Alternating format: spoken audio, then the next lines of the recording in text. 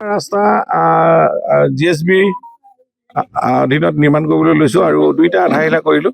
এটা চকলীয়া দেওগৰীয়া সংযোগী আৰু এটা হিমপৰাৰ পৰা সেউজী পথাৰ, হিমপৰা সেউজী পথাৰ আৰু দেওগৰীয়া আমাৰ বালিখুটি দুইটা ৰাস্তা আমাৰ প্ৰায় 1.5 কিলোমিটাৰকৈ আছে। বহুদিনীয়া এইটো সমস্যা আছিল ৰাস্তা। গতিকে ৰাইজে এতিয়া নিশ্চয় আজি ৰাইজৰ কাৰণে ভাল দিন। আমাৰ মামৰা সমষ্টিৰ মিলন পঞ্চায়তৰ দুইটি ৰাস্তা। মই ভাবোঁ আমাৰ ইঞ্জিনিয়াৰে তৎকালীনভাৱে বাৰিষাৰ আগে ৰাস্তাকেইটা নিৰ্মাণ কৰি যাতায়াতৰ সুচল কৰি দিব বুলি আশা ৰাখিছোঁ। পথেই হৈছে এটা অঞ্চলৰ ৰাইজৰ উন্নয়নৰ আধাৰ।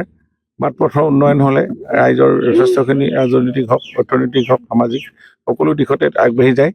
মই সেইকাৰণে ৰাইজক অনুৰোধ কৰিছোঁ যাতে ৰাস্তাটো নিৰ্মাণৰ সময়ত ঠিকাদাৰক বা এজেঞ্চিক অকণমান সহায় কৰিব লাগে। কাৰণ যদি ক'ৰবাত অকণমান জেওৰাখনো অকণমান যদি আঁতৰাই দিব লাগে, 1 ফুট 1.5 ফুট যদি মাটি দিলে, কাৰণ ৰাস্তাটো এবাৰে চেংচন হয়।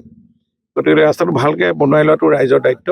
এইখিনি ক্ষেত্ৰত ভাল কোৱালিটিৰ যাতে ৰাস্তা হয় তাৰ কাৰণে আপোনালোকে চাব।